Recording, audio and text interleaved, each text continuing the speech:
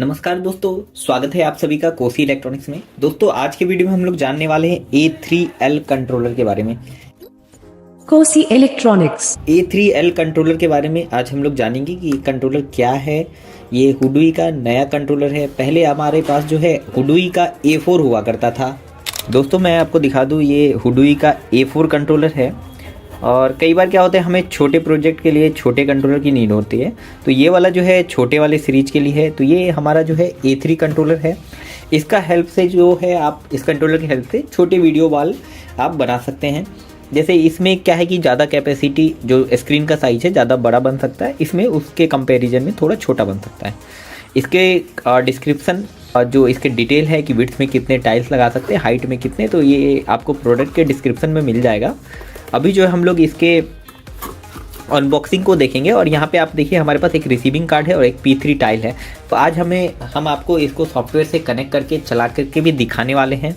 ये वाले कंट्रोलर के साथ आपको एक एडाप्टर मिल जाता है जो कि 12 वोल्ट 1.5 एम्पियर का होगा, जो कि इस कंट्रोलर को DC प्रोवाइड करता है। साथ में ये कंट्रोलर प्लास्टिक बॉडी में देखने को मिलता है। कंपेयर करें अगर आप A4 वाले को, तो A4 के अंदर जो है काफ़ी ज़्यादा फीचर्स हैं, क्योंकि यहाँ पे आपको सिम कार्ड का ऑप्शन मिल रहा है।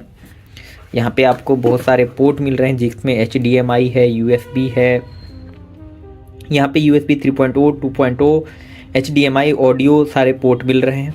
यहाँ पे सेंसर दो सेंसर को कनेक्ट करने के लिए मिल रहा है, क्योंकि इसमें 2 स्क्रीन कनेक्ट कर सकते हैं, LED 1 एंड LED 2 के बाद एंटीना मिल रहा है। इसकी बात करें तो यहाँ पे आपको एक LED स्क्रीन कनेक्ट कर सकते हैं, एक USB 2.0 का ऑप्शन मिल रहा है, और यहाँ पे आपको HDMI इनपुट का ऑप्शन नहीं मिल रहा है देखने को। मतलब इसमें जो है आप HDMI लगा करके वीडियो नहीं चला सकते। इसमें जो है आप कंटेंट मेमोरी कार्ड में डाल के चला सकते हैं, कंटेंट आप जो है लेन के थ्रू चला सकते हैं। अभी देखते हैं हम लोग इसको कैसे कनेक्ट करके चेक करेंगे। उसके बाद आपको इसमें मिलने वाले हैं एक एंटीना, जो कि इसे वाईफाई से कनेक्ट करने में आपको हेल्प करेगा, जो कि सिग्नल के स्ट्रेंथ आपको अच्छे मिलेंगे। तो इस एंटीना को कुछ इस टाइप से आपको लगाने होते हैं। मैं ये एंटीना असेंबल कर दे रहा हूँ इसमें, ताकि वाईफाई के थ्रू कनेक्ट करके टेक्स्ट वगैरह सेंड करके देख सकते हैं। और इस बॉक्स में दोस्तों आपको बस यही मिलने वाले हैं और कुछ एक्स्ट्रा मिलने वाला है नहीं। तो ये हमारा कंट्रोलर रेडी हो गया है। अब जो है इसमें बिना रिसीविंग कार्ड के आप इसे ऑपरेट नहीं कर सकते हैं, तो आपको चाहिए एक लेन केबल, और ये आपका हो गया रिसीविंग कार्ड। तो सबसे पहले हम लोग क्या करेंगे, कनेक्शन के लिए इसको जो है आप 12 वोल्ट एडाप्टर से, जो इसके साथ एडाप्टर आए उससे कनेक्ट कर लेंगे। बाकी अगर मान के चलिए इन फ्यूचर कभी एडाप्टर ख़राब हो गया, कोई प्रॉब्लम आया, तो यहाँ पे आपको इसका वोल्टेज लिखा है कि इनपुट कितना वोल्ट देना है। तो यहाँ पे अगर ध्यान से आप देखेंगे, यहाँ पे DC 5 वोल्ट 3 एम्पियर, और ये जो है 12 वोल्ट 1.5 एम्पियर कंज्यूम करता है। तो इसके अकॉर्डिंग जो है आपको सप्लाई लगाना पड़ेंगे। ये वाला जो सप्लाई हमारा 12 वोल्ट 1.5 एम्पियर वाला सप्लाई है। तो आइए इसको कनेक्ट करते हैं। दोस्तों इसमें हमने 12 वोल्ट पावर डाल दिया है एडाप्टर की हेल्प से। यहाँ पे देखिए, यहाँ पे स्क्रीन पे आपको LED ब्लिंक करने लगा है, इसका मतलब इसमें पावर आ गया है। तो अब चलिए समझते हैं इसके कनेक्शन को और टाइल कनेक्ट करते हैं हम इसके साथ। हमने यहाँ पे 5 वोल्ट 10 एम्पियर का एक सप्लाई ले लिया है, ठीक है। उसके बाद ये हमारा कंट्रोलर हो गया है, और इस टाइल को जो है हम लोग रिसीविंग कार्ड से कनेक्ट करेंगे। तो सबसे पहले हम क्या करेंगे, रिसीविंग कार्ड और टाइल्स में पावर कनेक्ट करेंगे। ये हमारा रिसीविंग कार्ड हो गया और ये हमारा टाइल हो गया, ठीक है। यहाँ पे हमने जो है P3 इंडोर वाला टाइल लिया है, और इसको जो है हम अब रिबन केबल से कनेक्ट करने वाले हैं। दोस्तों जब भी आप टाइल्स में रिबन कनेक्ट करें तो आपको एरो का डायरेक्शन का ध्यान रखना है। ये देखिए, ये इधर से इधर की जा रहा है, मतलब ये ऊपर वाला एरिया है, तो टाइल ऐसे रहेगा। और यहाँ पे देखिए इनपुट, किसी में J in लिखा होगा, किसी में इनपुट लिखा होगा, अलग अलग कंपनी के अलग अलग मेंशन होते हैं। बाकी एरो भी दिए होते हैं, तो आप एरो को ध्यान में रख करके कनेक्ट करें। तो इनपुट से हमने इसे कनेक्ट कर दिया। उसके बाद जो है आप रिसीविंग कार्ड देखेंगे तो अलग अलग रिसीविंग कार्ड आते हैं कि डिपेंड, जैसे इसके ये R508 है, तो इसमें जो है टोटल 8 आउटपुट हैं। एक पोर्ट पे इसकी कैपेसिटी जो है इसके डेटा शीट में मिल जाएगी कि ऐसे ऐसे कितने टाइल लगा सकते हैं आप, ठीक है। इसी में R512 आते हैं, R516 आते हैं, मतलब नंबर ऑफ पोर्ट के अकॉर्डिंग जो है आपको अलग अलग रिसीविंग कार्ड मिलते हैं मार्केट में। तो यहाँ पे देखिए पोर्ट भी मेंशन होता है J4, J3, J2, J1। अगर आप ध्यान से देखेंगे तो आपको यहाँ J1 दिख रहा है, ये J2 दिख रहा है। तो हमें सिर्फ अभी एक टाइल कनेक्ट करने, तो हम J1 में कनेक्ट करेंगे। और बिना लेन केबल लगाए आप इसे टेस्ट भी कर सकते हैं कार्ड लगा करके। ठीक है, अभी हमने रिसीविंग कार्ड लगा दिया है और यहाँ पे देखिए आपको एक बटन दिख रहा है जिसके ऊपर लिखा है टेस्ट। तो आप इस पर क्लिक करेंगे तो बटन बार बार क्लिक करेंगे तो कलर चेंज होगा। बाय डिफ़ॉल्ट इसमें प्रोग्राम डले होते हैं टेस्ट, मतलब ये जो है हमारा कार्ड का कनेक्टिविटी टाइल से हो गया और सिग्नल आ रहे हैं। अब जो है हम लोग इसे जो है कनेक्ट करने वाले हैं अपने कंट्रोलर से। उसके लिए हमें सॉफ्टवेयर का नीड होगा, तो सॉफ्टवेयर के थ्रू हम इसे कनेक्ट करेंगे और फिर इसमें टेक्स्ट वगैरह वगैरह डालेंगे। तो चलिए देखते हैं दोस्तों को। सबसे पहले हम लोग क्या करते हैं, रिसीविंग कार्ड को और अपने कंट्रोलर को आपस में कनेक्ट कर लेते हैं। यहाँ पे देखिए आपको ये तो लेन पोर्ट दिया है, ये सिग्नल के लिए दिया है। यहाँ पे देखिए एलईडी के लिए, तो ये वाले लेन में आपको कनेक्ट करना है। ये हमारा हो गया। और ये रिसीविंग कार्ड, रिसीविंग कार्ड में आपको 2 पोर्ट दे रहे हैं, देखने के लिए मिल रहा है, क्योंकि आप एक पोर्ट इनपुट होता है और इसका दूसरा पोर्ट जो है आउटपुट होगा। तो आप कोई भी पिन किसी में भी लगा सकते हैं।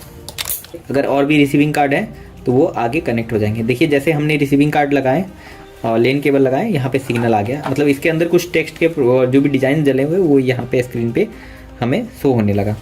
अब इसे हम लोग कर लेते हैं कंप्यूटर से कनेक्ट। दोस्तों इस कंट्रोलर को ऑपरेट करने के लिए आपको चाहिए HD प्लेयर सॉफ्टवेयर। जैसा कि आप यहाँ पे देख रहे हैं कि हमारा HD प्लेयर सॉफ्टवेयर ओपन हो गया है। आपको कुछ नहीं करना है, आपको जाना है सेटिंग्स में। यहाँ पे स्क्रीन सेटिंग्स में जा करके आपको जो है सेलेक्ट करने A3L। ये जो हमारा कंट्रोलर था A3L था, तो हमने A3L सेलेक्ट किया है। यहाँ पे विड्थ में हमने एक टाइल ही कनेक्ट किया है जिसका LED मैट्रिक्स है 64x64। तो यहाँ पे आपको 64x64 सेलेक्ट कर लेना है। और उसके बाद आपको कोई प्रोग्राम बनाने हैं जिसमें कोई डिज़ाइन सेलेक्ट करने हैं। ऑलरेडी मेरा यहाँ पे बना हुआ है, तो मैं इसे डिलीट करके अभी कुछ नया डिज़ाइन चला करके आपको दिखाता हूँ। इसे हमने न्यून में ये सेलेक्ट किया है और यहाँ पे जो है मैं इसका एरिया को थोड़ा बड़ा कर लेता हूँ।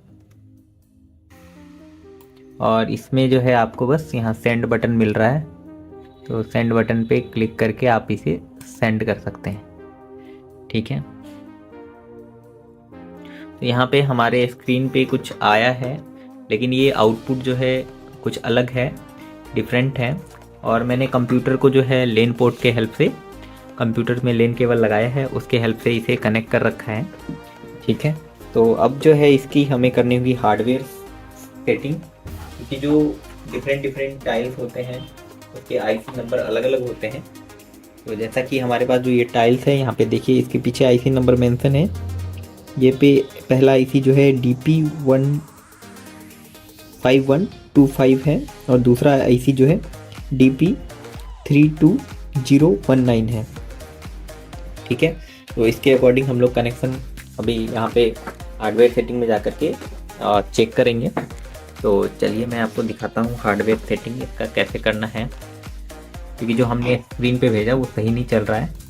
तो यहाँ पे आपको जाना है सेटिंग में, यहाँ पे जाना है हार्डवेयर सेटिंग में और पासवर्ड डालने हैं आपको 3x8 एंटर करना है।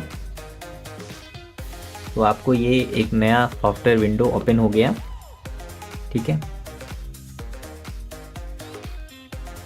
यहाँ पे देखिए आपका डिवाइस आ गया A3L।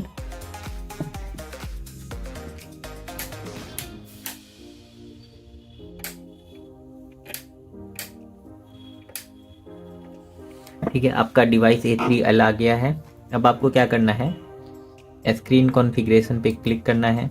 अगर आपने रिसीविंग कार्ड लगा रखे हैं, जितने भी रिसीविंग कार्ड लगा रखे हैं, अगर आप स्टार्ट डिटेक्टिंग पे क्लिक करेंगे तो आपको वो रिसीविंग कार्ड भी यहाँ पे शो होंगे।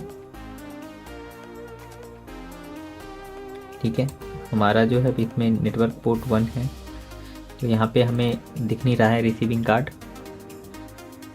तो हम एक बार फिर से स्टार्ट डिटेक्टिंग पे क्लिक कर लेते हैं। ठीक है, चलिए यहाँ पे आते हैं हम लोग, एक बार एडवांस सेटिंग पे क्लिक करते हैं।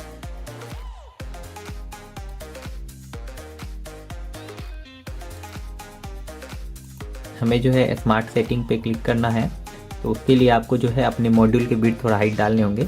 तो हमारा जो P3 मॉड्यूल है उसके हाइट में 64 LED है, तो हम लोग वो डालेंगे। विड्थ में हमारे 64 LED हैं। और हमारा जो है पहला आईसी था DP5125 और दूसरा आईसी था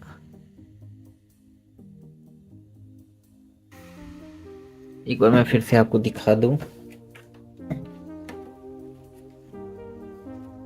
हमारा दूसरा आईसी था 320-32019। ये है हमारा दूसरा आईसी। ठीक है, अब हम लोग करते हैं नेक्स्ट करने के बाद ही ये जो है डिस्प्ले पे शो होना चाहिए, जिस भी कलर में आप सेलेक्ट कर रहे हैं। ठीक है, तो ये हमारा शो नहीं हो रहा है, इसका मतलब कुछ गड़बड़ किया है हमने। हम बैक जाते हैं फिर से।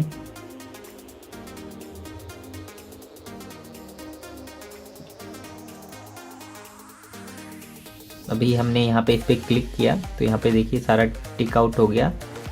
और उसके बाद फिर से हम जाते हैं स्क्रीन सेटिंग पे, यहाँ पे स्टार्ट डिटेक्टिंग पे क्लिक करते हैं। तो ये जो है हमारा एक रिसीविंग कार्ड जो है नेट पोर्ट से एक रिसीविंग कार्ड कनेक्ट है, तो उसके बारे में ये रिफ्रेश हो रहा है। ठीक है, देखिए यहाँ पे रिफ्रेश हो रहा है, तो इसलिए हमें कोई इन्फॉर्मेशन नहीं मिल पा रहा था। ठीक है, तो ये रिसीविंग कार्ड हमारा एक है। अब जो हम लोग जो है स्मार्ट सेटिंग पे अब क्लिक करेंगे।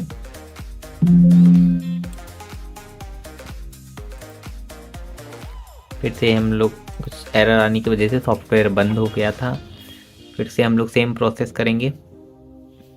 ये वाला कंट्रोलर जो दोस्तों मैं फर्स्ट टाइम यूज कर रहा हूँ, इसलिए मुझे जो है जो प्रॉब्लम आ रहा है वो साथ में आप भी देख रहे हैं कि आपको ये प्रॉब्लम आ सकती है। तो ये अगर आप नए फर्स्ट टाइम यूज कर रहे हैं तो आप भी ऐसे ही जैसे मैं कर रहा हूँ ऐसे ही आपको करना है। ठीक है, अब जाते हैं हम लोग इस पर। हमने रिसीविंग कार्ड चेक कर चुका है ऑलरेडी। अभी जो है हमें इसके जो है LED की सेटिंग करनी है। ठीक है, तो यहाँ पे हम लोग जाते हैं स्मार्ट सेटिंग में। हमारा टाइल्स का विड्थ जो है 64 है। आईसी नंबर हमारा जो है 5125 था, दूसरा जो है 32019 है। ठीक है, अब हम लोग करते हैं नेक्स्ट। तो यहाँ देखिए जैसे हमने नेक्स्ट किया ये वाला डिटेक्ट हो गया है। अभी आप देखेंगे हमारे टाइल पे भी रेड लाइन चल गए हैं, लेकिन ये पूरा रेड नहीं चला, इसका मतलब कुछ गड़बड़ है। तो ये जो हम डिकोडिंग वाला आईसी है दूसरा वाला, वो चेंज करके देखने वाले हैं। इस बार देखिए 2 ही लाइन चला, तो ये भी नहीं है। अब जो है हम लोग को क्लिक करते हैं, इसमें सिंगल लाइन चले, ये भी नहीं मैच हो रहा है। तो देखिए ये वाला मैच हो गया, तो ये पूरा रेड चल रहा है, इसमें पूरा ग्रीन चल रहा है, इसमें पूरा ब्लू चल रहा है। तो आपको ऐसे करके चेक करने होते हैं कि मैच होने चाहिए। ठीक है, मैं अपने मोबाइल स्क्रीन को नीचे कर लेता हूँ। ठीक है, उसके बाद जो है ये ब्लैक पे ब्लैक होना चाहिए, तो ये ब्लैक है पूरा स्क्रीन। ठीक है दोस्तों, अब जो है हम लोग नेक्स्ट पे क्लिक करते हैं। अब ये पूछ रहा है टोटल कितने लाइन दिख रहे हैं, तो ये 64 हाइट में टोटल है LED, तो इसमें अभी 32 दिख रहे हैं, तो 32 ओके है। नेक्स्ट पे क्लिक कर रहे हैं। अब ये पूछ रहा है कितने लाइन दिख रहे हैं, तो एक ही लाइन दिख रहे हैं, तो एक ऑलरेडी एक सेलेक्टेड है। अब ये पूछ रहा है कि डिस्प्ले करेक्ट शो कर रहा है, कैंसिल करते हैं, नो। अभी जो है ये टॉप लेफ्ट में एक LED ग्लो हो रहा है, तो यहाँ पे भी आपको टॉप लेफ्ट में एक LED ग्लो करने, और जिधर जिधर ये LED जा रहा है आपको उधर उधर क्लिक करते जाना है। ठीक है, तो ये बहुत सिंपल वाला है। कई सारे में क्या होता है कि आपको 1 से लेके 8 गए हैं, फिर ये दिखाएगा कि फिर 2 या 11 नंबर पे आ गए हैं, फिर कुछ और ऐसे करके। ये बहुत सिंपल है, आई थिंक ये हो जाना चाहिए एक बार में।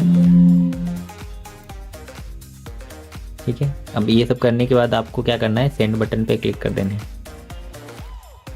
अगर आप इस फाइल को एक्सपोर्ट करके रखना चाहते हैं तो आप रख सकते हैं। डिफरेंट कंपनी के टाइल के लिए अलग अलग होगा, और हर टाइम टाइल का लॉट चेंज होता रहता है, तो अलग अलग हो सकते हैं। तो यहाँ पे हमने जो है टेक्स्ट सेंड कर दिया, लेकिन ये यहाँ पे सही से चल नहीं रहा है। अब जो है हम लोग एक चीज़ और चेक देखना होगा, जब आप यहाँ पे जाते हैं स्मार्ट सेटिंग पे, क्योंकि ये हमारा रिसीविंग कार्ड से ऑपरेट हो रहा है। ध्यान से दिखा दूँ मैं आपको, हार्डवेयर सेटिंग पे गया मैं, तो आपको एक और सेटिंग का ध्यान रखना होगा। जैसे हमारा ये आया, हमने रिसीविंग कार्ड मैच कर लिया। अब कनेक्शन सेटिंग यहाँ पे देखिए, यहाँ पे है 256x256 और हमारा जो है एक ही टाइल लगा है, तो हमें इसको करने होंगे 64x64। ठीक है, तो एक बार हम यहाँ पे जो हमारा डिजाइन है उसको चेक कर लेते हैं, हमने क्या मैट्रिक्स ले रखा है। यहाँ पे हमने 64x64 ही ले रखा है और ये 64x64 में सही से चल नहीं रहा है। तो आई थिंक ये भी हो सकता है कि इतने छोटे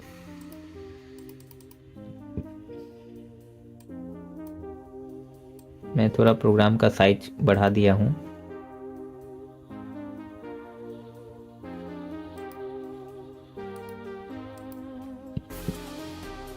ठीक है, तो ये 64x64 को प्ले नहीं कर रहा है।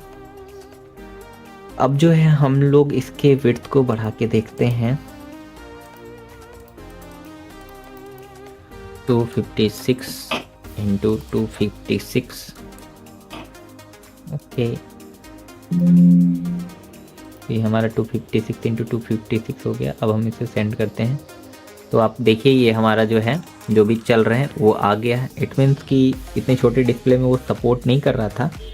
तो आप इस तरीके से इस कंट्रोलर का यूज करके आप जो है यूज कर सकते हैं। अब बहुत सारे लोग बोलेंगे कि सर रिसीविंग कार्ड का सेटिंग कैसे करेंगे, तो उसके लिए मैं बता दूं आपको। फिर से आप चले जाएंगे हार्डवेयर सेटिंग में और बाय डिफ़ॉल्ट पासवर्ड डालेंगे 3x8 और यहाँ पे जो है आपको जाना है स्क्रीन सेटिंग में। यहाँ पे आपको कनेक्शन एंगल, यहाँ पे देखिए 1 है। अगर मान के चलिए आपका एक P10 डिस्प्ले का ब्लॉक है जिसमें इतने टाइल्स लगे हैं, 4x4 टाइल लगे हैं टोटल। उसके बाद आपको और भी रिसीविंग कार्ड लगाने हैं, मतलब नेक्स्ट रिसीविंग कार्ड पे फिर 4 टाइल। तो यहाँ पे आप इसे कॉपी कर सकते हैं, कॉपी करके ऐड ऑन कर सकते हैं। ठीक है, अभी जो है यहाँ पे आप देख पा सकते हैं 10% लोड दिख रहा है और जो है हम इसमें और भी ऐड ऑन कर सकते हैं। यहाँ पे 2 मोड है, स्टैंडर्ड मोड एंड यहाँ पे मैं एक और ऐड करता हूँ। देखिए यहाँ ऑटोमेटिक कार्ड 1 है और ये कार्ड 2 हो गया। ठीक है, अब इसे हम सेंड करते हैं और यहाँ पे अगर हम इसके विड्थ को बढ़ाते हैं, स्क्रीन सेटिंग में गया, हम विड्थ हम कर लेते हैं 512।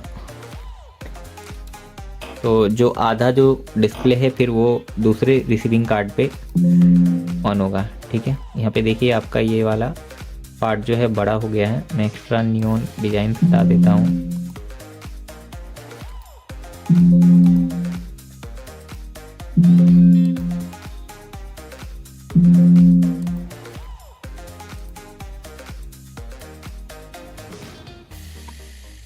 अब इसे सेट करते हैं। तो यहाँ पे देखिए अब जो ये वाला स्क्रीन है पहले रिसीविंग कार्ड पे लोड होगा, फिर इस रिसीविंग कार्ड से एक वायर निकल करके दूसरे रिसीविंग कार्ड में जाएगा और फिर इससे बाकी के स्क्रीन चलेंगे। तो होप सो दोस्तों आपको ये समझ में आ गया होगा कि आप A3L प्रोसेसर को कैसे यूज करने वाले हैं। Thank you for watching our videos.